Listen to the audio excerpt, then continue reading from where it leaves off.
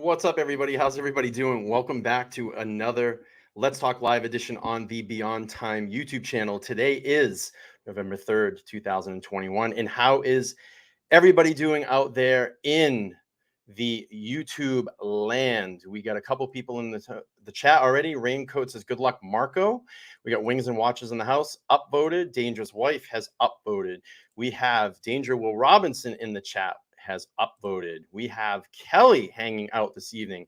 Good evening, friends. Omar in here with the Rebel Alliance. And Wings and Watches says, good to see everybody. We got Logan Hall in the house. What's up, fellas? Hey, man, this is great. Great crowd tonight. And yes, I'm going to bring in the man, the myth, the legend himself, Mr. Marco. How are you? I'm doing well, but I think legends may be a bit too come on, man. Come on. The only legends I know that I lose sleep over are in the chat, man. They're in the chat box. They're great people, aren't they?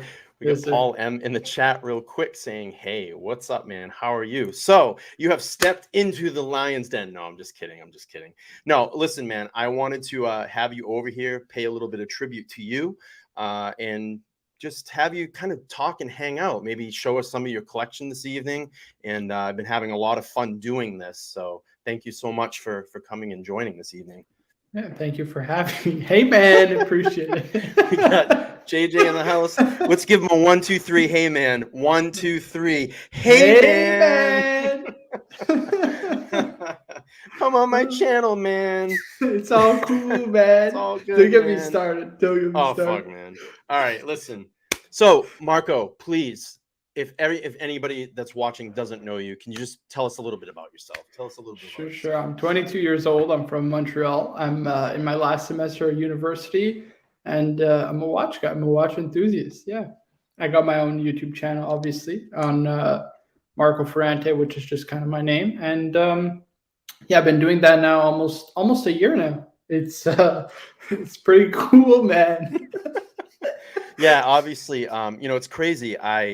I was just talking to you like backstage and just talking about how we kind of all stumbled into each other. And, it's like you go from someone that's watching you and getting to know you and your personality for a couple of months. And now, like, here I am and I have you on my show. I think this is it's a really cool thing how this whole watch space and watch community works. And I'm just looking at the chat. It's the best. I love it. I just think it's really cool how, through some basic text communication, some emails, and you just start to kind of pull together and you start kind of open up to this community. So thank you so much for being here again. But so let me start this off.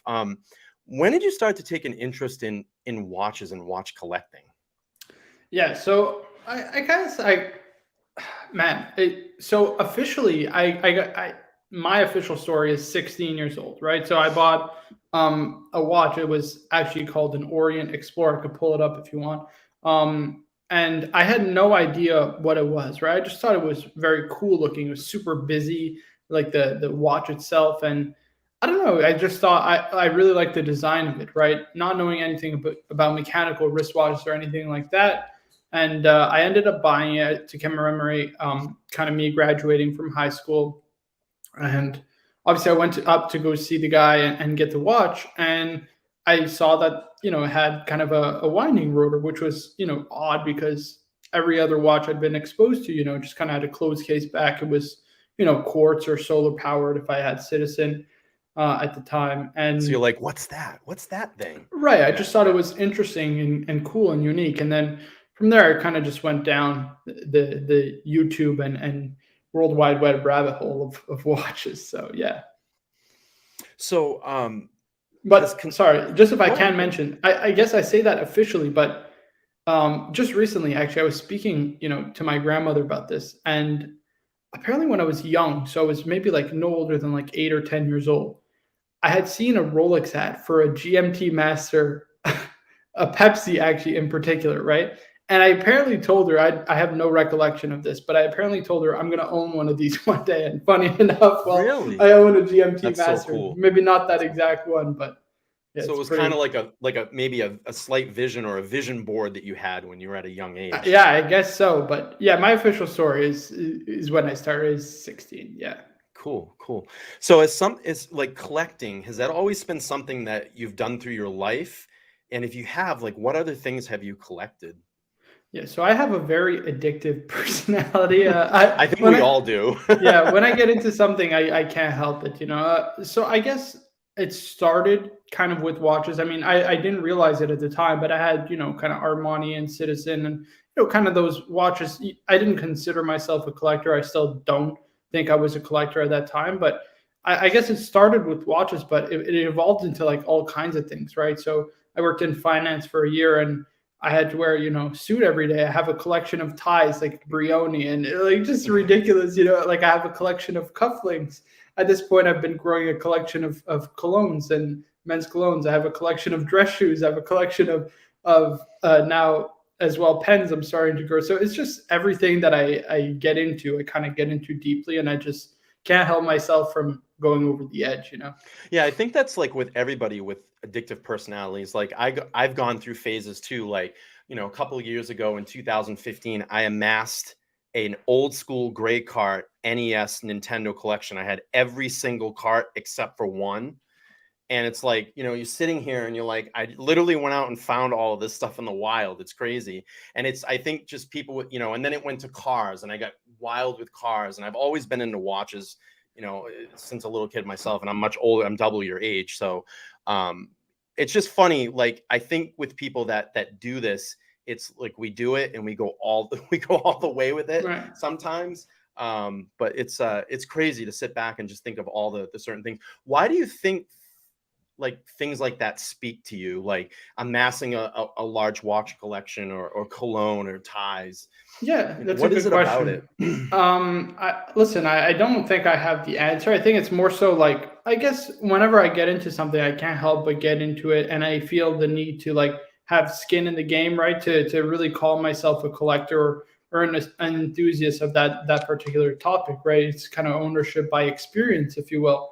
I think that's definitely part of it. I think another thing is I have literally no self control. So it's just that's it. That is what it is. And yeah, it's just yeah. So as I've kind of gotten to know you and kind of watch you at first, and we've become friendly, and I just think you have this incredible talent when it comes to remembering like references of watches or certain things about watches or very obscure things about watches. Where does that come from? And how did that start?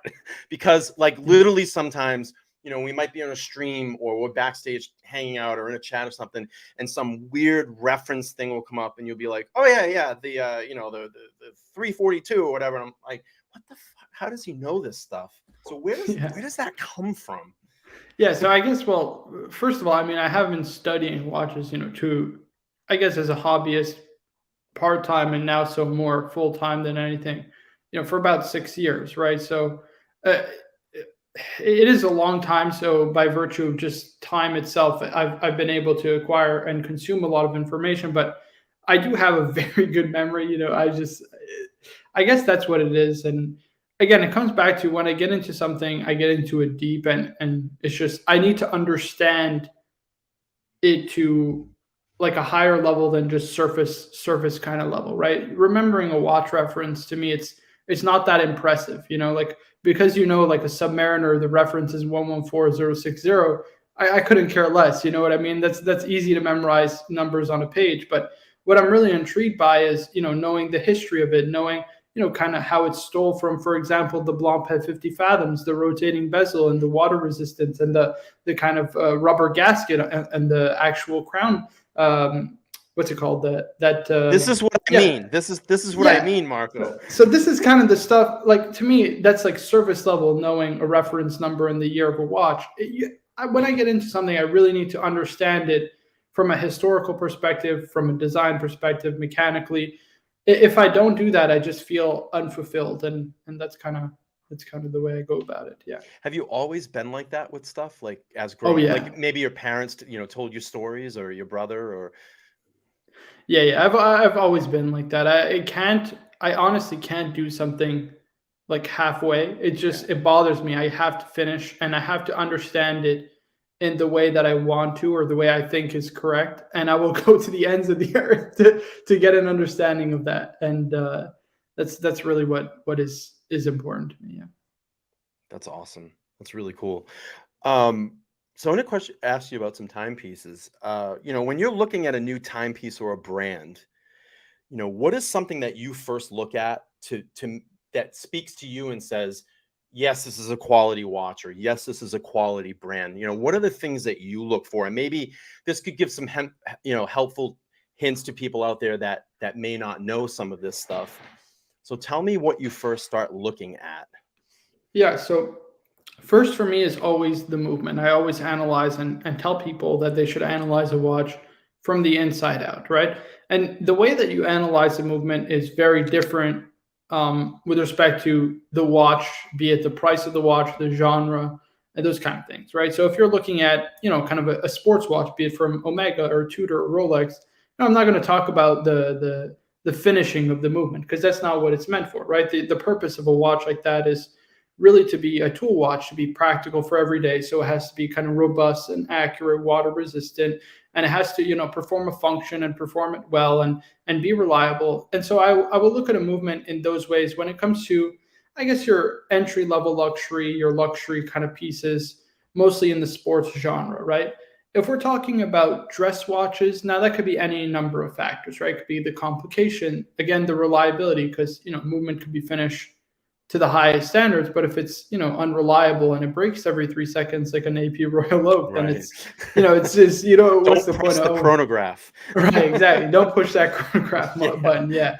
So I guess that's definitely important, the reliability of the movement, and then of course the finishing, right? The finishing of a movement, especially on high end watch, is extremely important, because it's not just, I guess, upholding the traditions of watchmaking, but to me it's also this idea that I've kind of become obsessed with, and it's why I really enjoy independent watchmaking. It's kind of a watchmaker who is, to a certain extent, an artist, right? He's a craftsman, right? And it's this kind of romantic idea that he's sitting at a workbench, 10, 12, 14 hours, kind of polishing away, beveling away, scraping with a like little toothpick, some like a little bridge that maybe somebody will never ever see or ever pay attention to, but he just has to do it because that is that he just doesn't like to do things halfway, right? And to me, that is really the art of watchmaking. It's really it's an art form, right? And to uphold that art form is of the utmost importance, because it not just pays respect to tradition and history, but it also allows us to kind of pursue something that is better than ourselves to a certain extent, if that makes sense. Do you think with the kind of the way that the world is moving so quick now, and everything's being pumped out so quick, do you think that kind of that art and love of watchmaking is going to eventually go away, and it's just going to become more of a mass production? Or do you think there'll always be some companies out there that are going to hold to their roots? Yeah, that's a good question. So, no, I think to a certain extent there will always be brands that will hold to their roots, because it's the identity of the brand, right? I mean, Patek Philippe making a mass-produced product, or even Vacheron, it just doesn't make sense for a brand like that that's been operating, 200 plus years, to kind of stray away from what made them successful in the first place, right? And I mean, you even think about it, right? Like Vacheron has been around since 1755, I believe is the year. 1755. Like, how many businesses do you know have been operating for that long, right? Right. So to kind of stray away from that, and they've been operating continually, right? There wasn't like some major break or anything like that, like a lot of brands, like Blancpain, for example, who's claims to be older, but they did have a period where they stopped making watch. But the point is, right, you can't stray away from the heart, the soul, the core of your business, right? And when it comes to brands like those kind of brands, it's very important for them because their whole kind of mantra is to create a watch that's timeless, right? A timeless product, Right. something that will outlive us, outlive our children, outlive our children's children. And so, yeah, there's no way that it could ever go away. And if it does, then it would just signal the end of the watch industry. I get a question for you. I don't even Sure. know this. Do you know what the oldest watch brand is that actually started making watches first?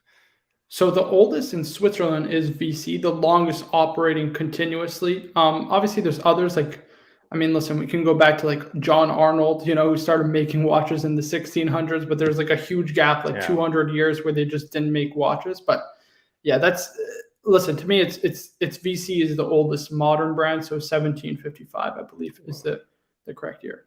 But also, just want to add one Yeah, point. yeah. That Take doesn't your mean time. that for example, digital watches won't come and eat at, for example, the watch world, right? I think the Apple Watch or Garmin or those kind of watches, they will definitely eat at kind of people's interest in watches. And I think watches to a certain extent, there's an argument to be made that potentially they could become kind of a dying hobby.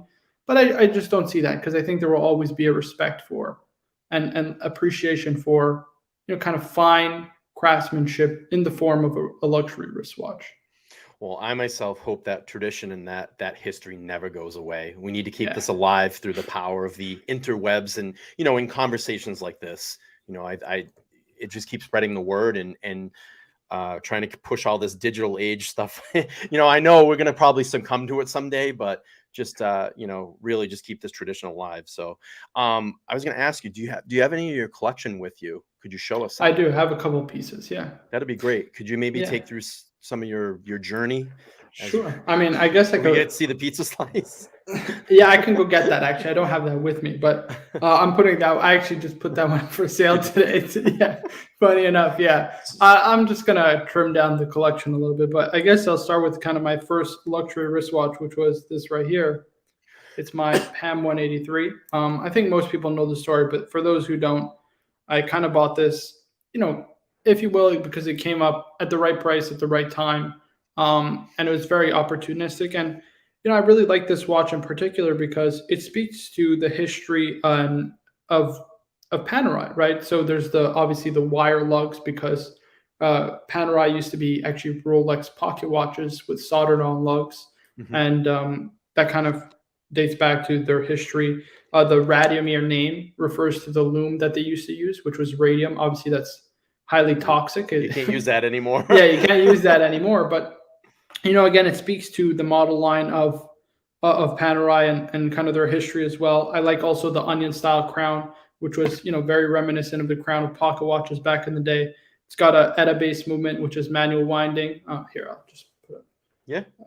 Let me pull which it up. again speaks to kind of the history of Panerai because pocket watches, there was not that I know of, there wasn't that many serially produced automatic pocket watches out there, right? So yeah, that was my kind of first piece, and I bought it obviously as well because I'm Italian by heritage. So to a certain extent, it kind of speaks to the heritage of my family. And Panerai was always a brand that I looked at and admired, and so I pulled the trigger and bought it, and I've been had it for now about 2 years. It's been I make a point to wear it to all my important kind of life moments, if you will, and has a good place in my heart because someone who was important to me in kind of the last years of my life, last years of his life rather, I get to experience those moments with that watch on my wrist. So yeah, Sure. it's a very important watch to me. Great.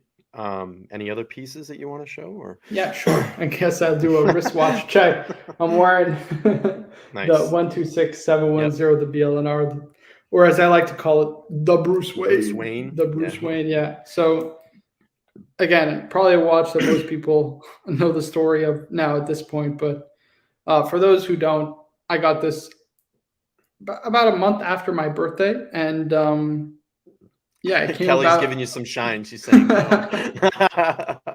Yeah, we'll call it the Batgirl just for tonight, if you will, if you want. Yeah, so obviously there's that legendary birthday stream, if you will, where I was doing a live stream just like this one Sure. on my birthday for 3 hours or so. in between, kind of that day and the next day, with obviously a lot of stuff happening in between. I got in a little over 20,000, and one of the viewers actually volunteered to sell me this watch that he would get from his AD, and he made good on his promise about a month later, and yeah, he got it to me. So yeah, this is hugely important to me in my collection, and probably those two watches would never ever leave my collection. That's great. Yeah. I also have my sub, but not with me currently, unfortunately. Okay.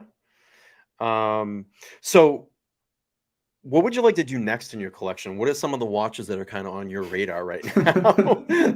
I know. That's a great question. Yeah, I'm kind of like a kid in a candy store, if you will. So there was a rumor that it was $70,000. $70,000. $1,000. I mean, $70,000. Emphasis on the thousand, right? $1,000. Yeah. And he made me, right? He made me. Yes, yeah. That's right. He gave you your start.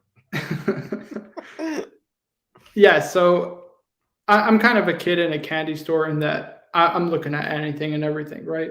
And I keep telling myself I'm not going to have a big collection, but there's so many watches I want out there that,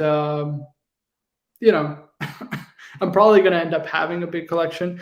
What I'm looking for are pieces that, pay respect to history, that are off the beaten path, that most people don't look at. And it's kind of always just been my taste. And I like as well watches, mostly dress watches, especially. So yeah, those are kind of the areas I'm leaning into.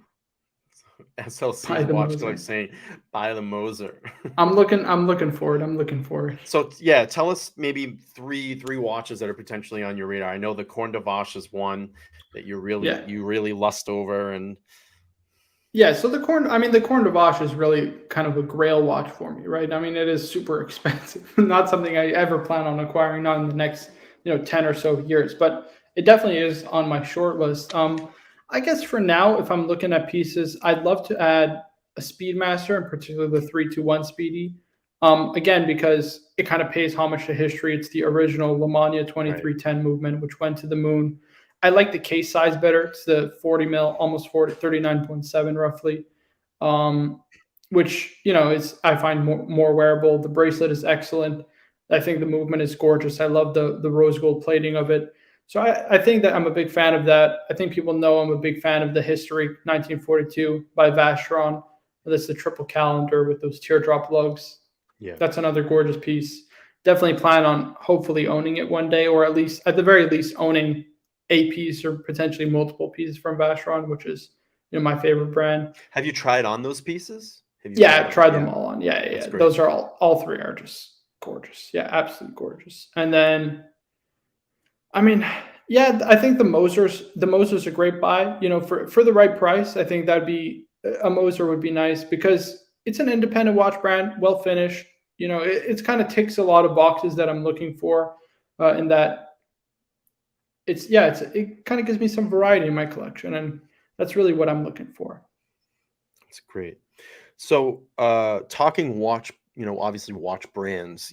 When you look, what are some, give me like maybe 3 to 5 watch brands that you really respect, and maybe 3 to 5 watch brands that you just can't get with. Okay, sure. I guess 3 to 5 that I really respect would be, the first would have to be Vacheron. I mean, they're the oldest continuous watch brand in the world. They're my favorite personal watch brand.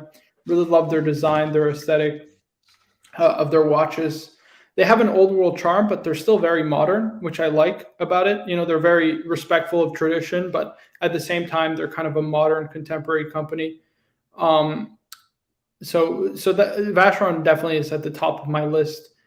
I mean, if we're talking, I guess, are we talking serially produced brands, or which direction you want me to Well, I know that you're very into micro brands too. So please, if you want to add some of those in. Sure. I mean, listen, some brands that people don't know about that they could take a look at, Yeah, absolutely. I mean, I love, the likes of FP Journe, obviously Moser, Kerry Voutiline is a big fan. I'm a big fan of his stuff. Gromfeld, MB&F, but all those watches are very expensive, right? And so one thing that I do like to look at is kind of I guess, a lot more affordable watches that are still from an independent watch brands. So I like the likes of Habring and Kudoki and Torcy Lane as well. I like his. I just got turned on to him like a couple of years ago. His name is Pascal Coyon, who's a French watchmaker. Excellent pieces. But yeah, these aren't necessarily watches that will speak to people, right? They're of a specific genre and style. So, but yeah, those are kind of the watch brands that I like and respect because, again, they have a respect for tradition and heritage, and they just make excellent watches. And don't get me wrong, just because I like those watches doesn't mean I don't like Rolex and Omega and Breitling and those kind of brands as well, because they're excellent. They make great daily watches. They don't rip off the customer. Right. Some have expensive watches, but listen, that's the price of watches. But yeah, they make some nice stuff. Now, brands I dislike are kind of sleazy, dishonest brands, right? And it gets into the conversation of people who buy the rights to a name, right? And then they will claim the history of that brand despite the modern one having nothing to do with what the brand of old, right? The likes of, kind of Squale or Smiths is another popular one, right? The one that just did that Everest reedition. Yeah. Now, the watch that actually went to Mount Everest looks nothing like the Smiths Explorer that they actually released, right? It looks like a 1016 Explorer, right? So those kind of brands, the homage brands, the ones who claim, history that isn't theirs to claim, that's what's really upsetting to me. And and those who price gouge, a lot of price gouging out there. That's extremely, it's just extremely, what's the word I'm looking for? Just misleading to people. And, Right. And the fact that they can get away with that. And, there may be some people that don't understand. And I think, having conversations like this, letting people know and educating people can, say, hey, you might not be getting what you think you're really getting for the price that you're getting. So, yeah. Right. Yeah. I know we kind of touched on this earlier, but I wanted to kind of circle back around to it. Where do you see the art of watchmaking in 10 or 20 years?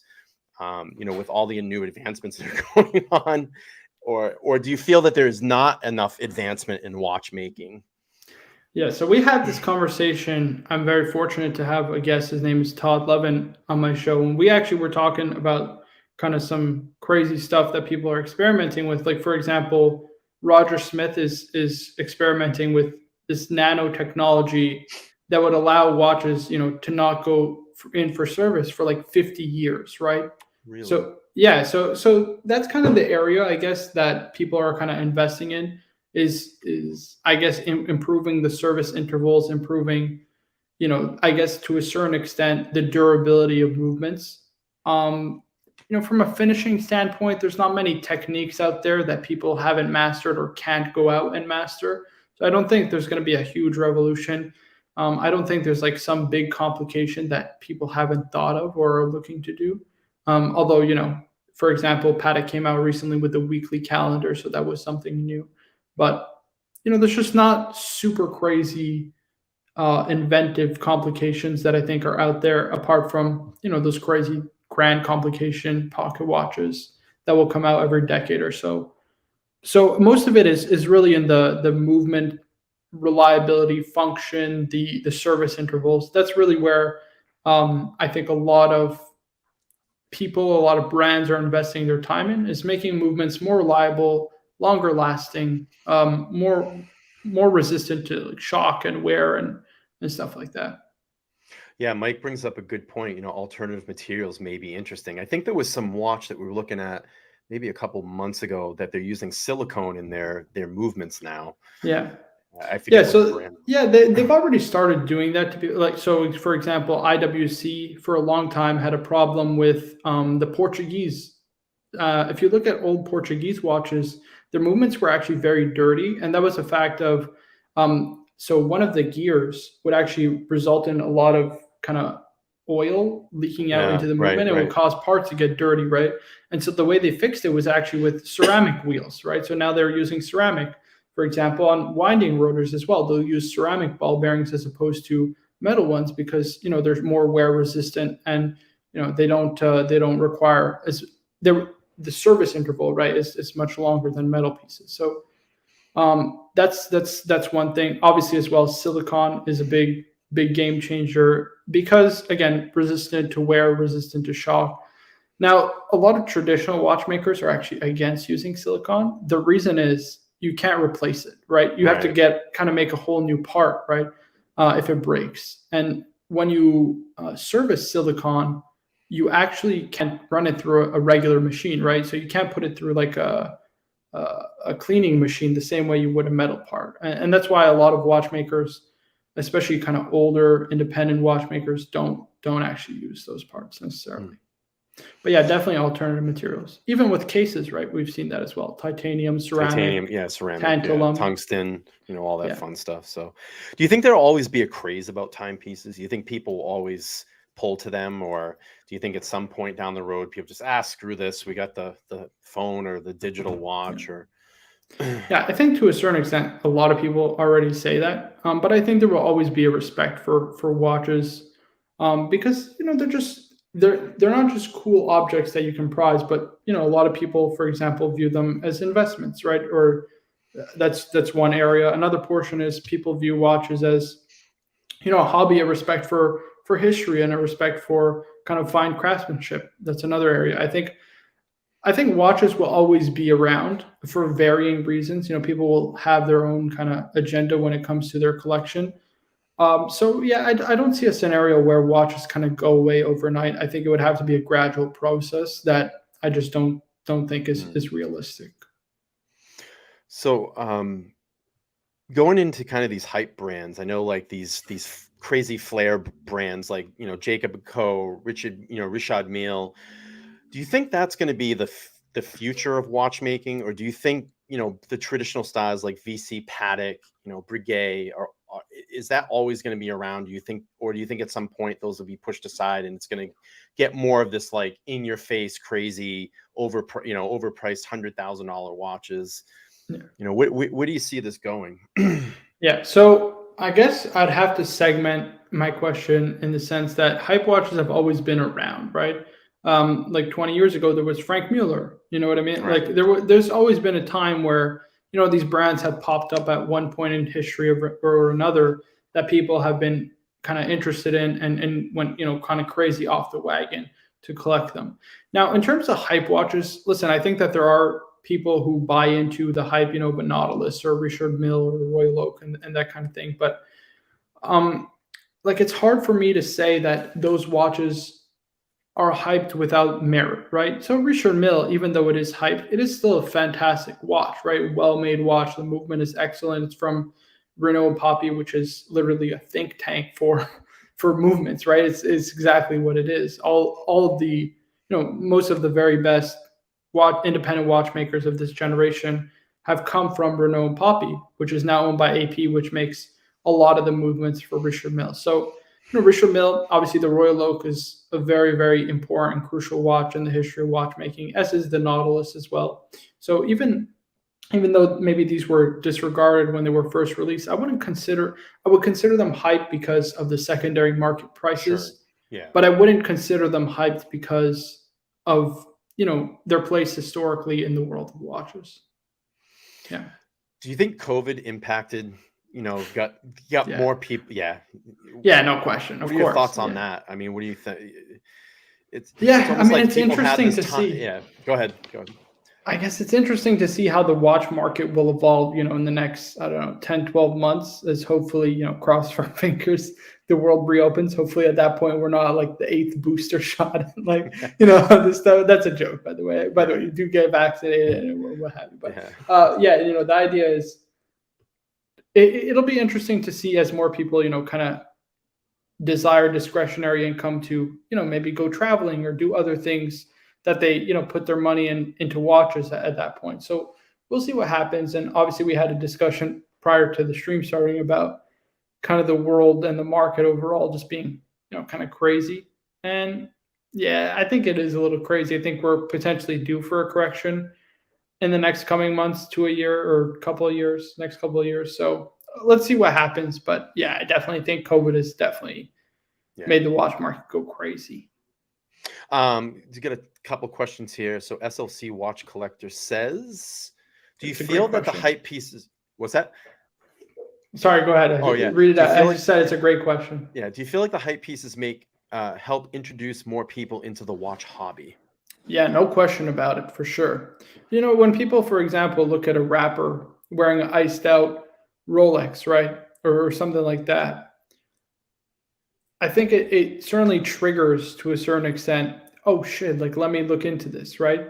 And I think that's very, very important. And it's the same with, even, for example, an Apple Watch, right? A lot of people will say, or quartz watches. People will buy a Timex or something like that at a department store, let's say. But all those watches help to a certain extent get people into watches in the first place. And I think it's especially true about hype pieces, right? Because people, or I hope people, are evaluating what makes these watches so good and so hyped, right? And I think there comes an education process, because a lot of people just look at the money and they're like, "Oh my God, look at this! It's worth $300,000." You know what I mean? As opposed to why it's worth that kind of money. But yeah, no question about it. The watch hobby, hype pieces definitely help get people into the watch hobby. No. Yeah, Duco Ted says, I was completely gone from the watch world with only one Rolex. COVID reinvigorated my love. I definitely think, we've talked about this before too. I think that definitely you had people that had a lot of time. They were getting a lot of extra money coming in. Hey, why not jump on the internet? And they start searching around, and the pop-up ads start coming up, Rolex, Omega, oh, what's this stuff, or, I think it's completely brought people back around into the game. Mike says pop culture has helped a lot. No question. Definitely. Yeah. Definitely. I mean, people have been rapping about, their iced out Rolexes and their Rolex! their Patek Philippe's and their Audemars Piguet for probably 2 decades, right? I mean, yeah, that has definitely helped. And yeah, again, it comes back to this conversation. Even prior to COVID, the market had like a 40+% drop, right? And everybody thought the world was going to crash and burn. And then there's been so much kind of disposable wealth that's been made, or disposable income that's been made, either by investing or by virtue of the government basically handing it out. That it's kind of affected the watch market extremely positively. So we got Real Cars and Chrono. He says, "Hey folks, greetings from La La Land." Hey Cars, thanks for joining the show. I really do appreciate that. Does anybody have any questions for Marco? Well, if you guys want to shoot questions out in the chat, definitely can do that. And then what I'll do too is drop the link. I'm going to keep a very short show this evening because JJ is going at 10 p.m. And Yes, I definitely want you guys to go over and join that stream as well. I think he's going to be talking this evening tonight about should he sell his Rolex collection. So definitely, guys, go over 10 p.m. Eastern Standard Time right after the show. If anybody wants to jump on, please do. If not, I'm going to keep this down to a short show this evening. So, guys, if you have questions for Marco, he's here. He can give you some advice. All right, here we got a question here. Cars and Chrono says, favorite piece in Marco's collection. Yeah, that's an easy one. I mean, it's got to be the GMT. You know what I'm saying? It's just, so I was obviously why were traveling. You pulled to that? Why were you pulled to that watch? Just what? Yeah. So the GMT has. So I always before I got this one, right? I got I wanted a 1999 Swiss only dial 16700, right? Which with a Pepsi bezel, preferably, because that's what I wanted. I love GMT watches, specifically Rolex GMTs. I think they're the best watch they make because from a design standpoint, I think they're the nicest that Rolex make. And also from a functionality standpoint, to be able to time 2, even 3 time zone, I think that's just awesome, right? Yeah. But yeah, this watch in particular, I just like the blue-black. Blue is my favorite color, so the blue-black color scheme is just awesome. He's just asking, is the GMT his favorite piece? Oh, yeah. I mean, it's got to be. Even just the story, the buying process, how I bought that watch. So, yeah, it's got to be. This and the PAM. No question. The PAM is... Hey, Mike, by the way, congratulations on your new Rolex watch. I saw that on your IG. Shit, congratulations. I did not see that. Congratulations. So, guys, if you guys have any questions for Marco, please drop them in the chat. And while we do that, I want to let everybody know I'm going to do a shameless plug right now. I have started a Patreon, whatever you guys want to say it. The link is pinned to the top of the chat here. If you guys want to go ahead and join the Beyond Time YouTube channel army. You guys can go over and support me on Oh, Patreon. shit. I do want to thank Chris and Sean for supporting me. I really do appreciate it. Looks like you got a question in French. If you want to read it and respond to it, that would be great.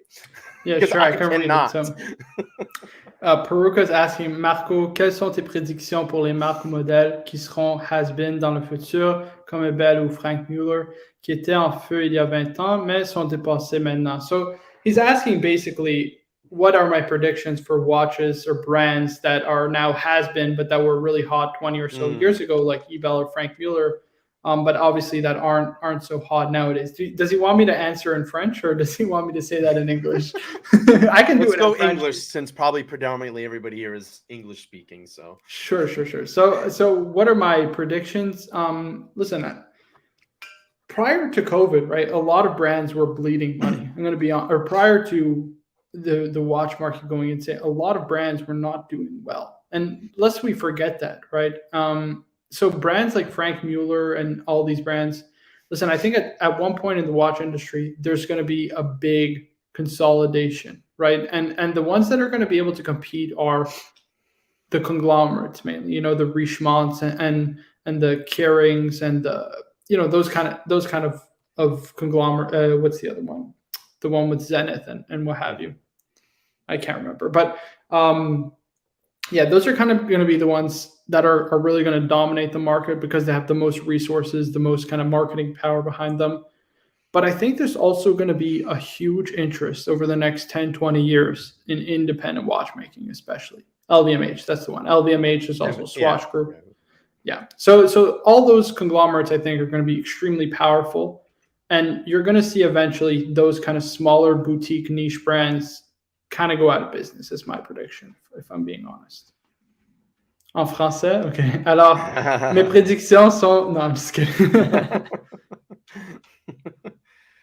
Yeah, I mean, you know, we've been talking about that too, and just, you know, it's going to be curious to see, like you said, you know, 10 or 20 years down the line, where this is going to shift. And obviously the market is just so crazy right now. I mean, look at Rolex prices. They're going up by the thousands by the day. So, I mean, in my opinion, I hope there is a little bit of a gray market correction so things, you know, for me are a little bit more attainable. And I'm sure for most of the people out there as well too. So, okay. I was thinking brands that would become has-been. Ooh, that's hard. Oh, that's a good question. So what brands would become has-been?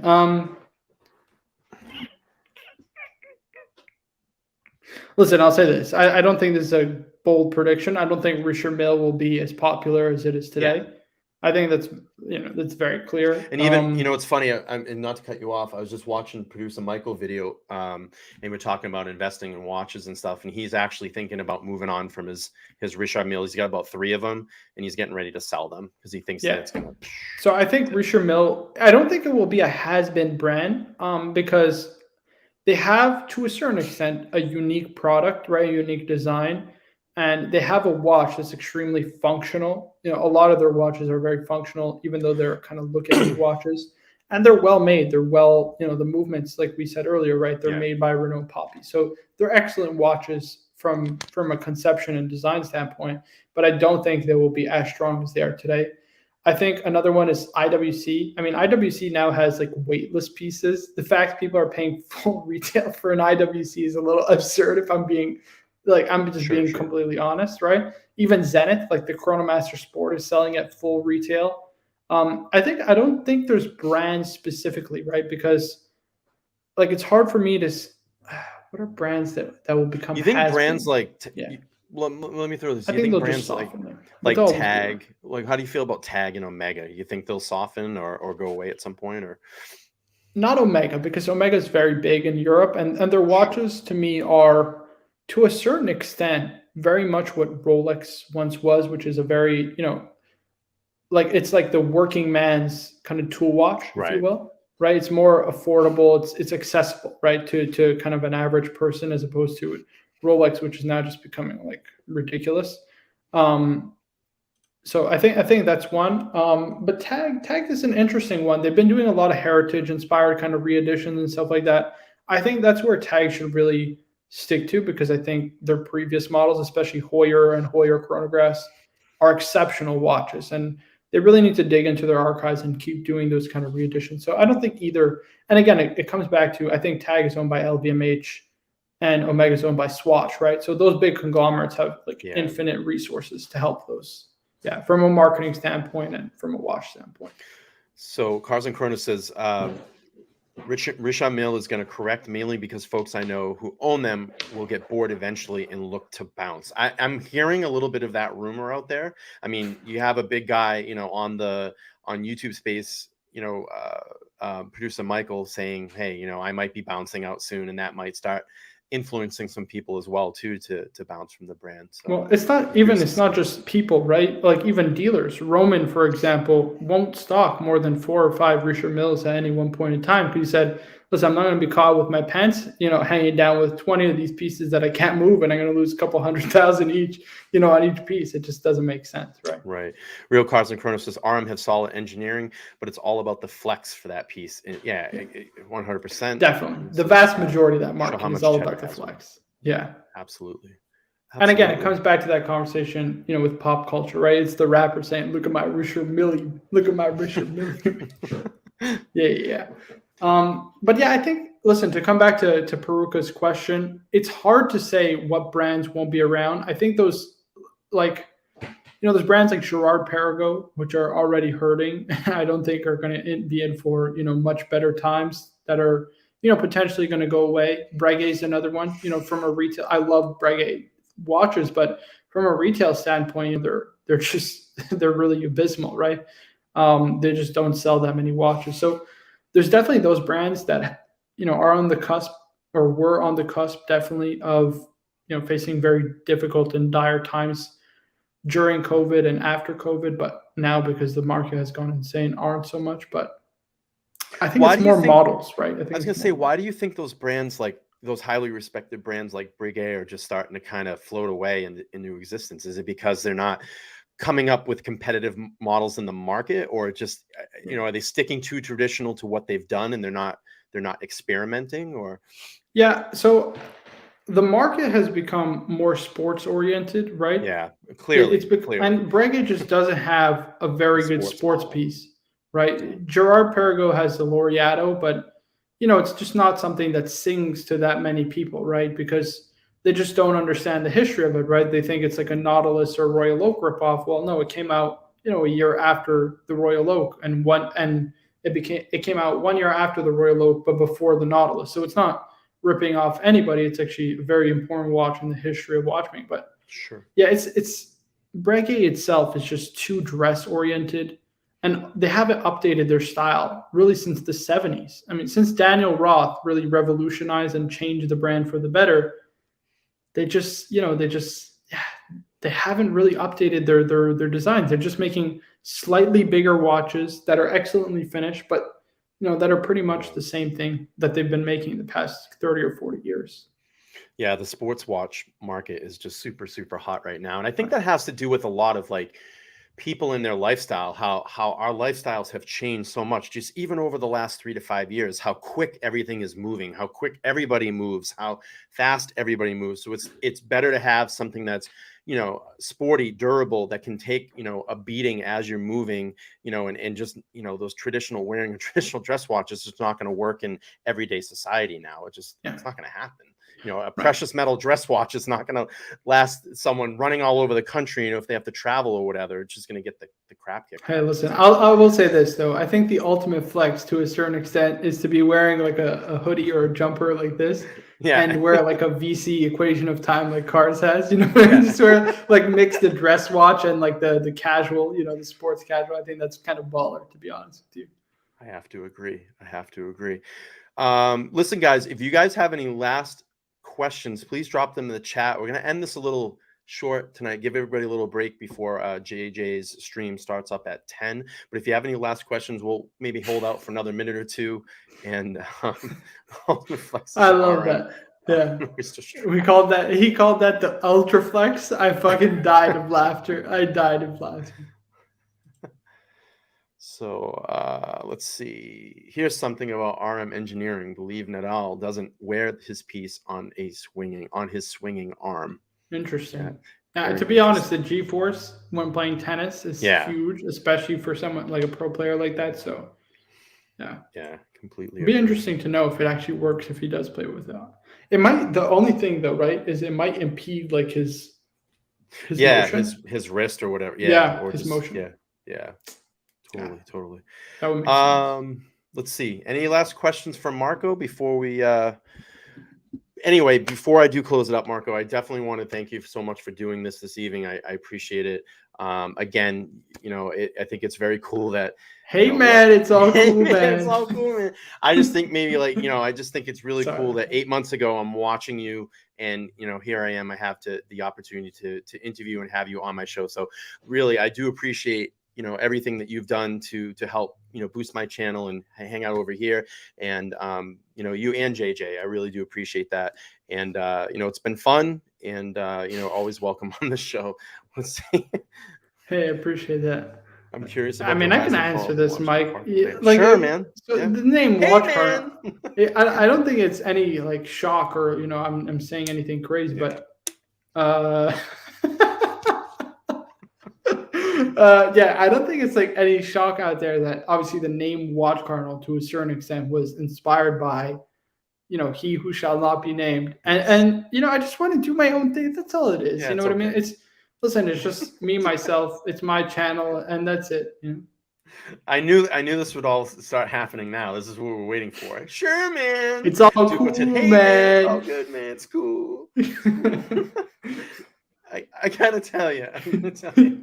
But yeah, that's all it is. It's not anything else. I just want to do my own thing and just go stay in my own lane. That's all it is. It's okay. Yeah. No disrespect to anybody, by the way. Although we're not on good terms, it's just poking and having some fun. So Peruka, Marco, corn divage. Don't pull that up, oh boy. Don't get me started. Otherwise, gosh, you guys are too much. All right, guys, we're going to wrap this up and take a little break before JJ starts up his stream. Please go over and support him at 10 p.m., about a half an hour from now. Look, I really appreciate it, again, you jumping on here and doing this. These have been super, super fun.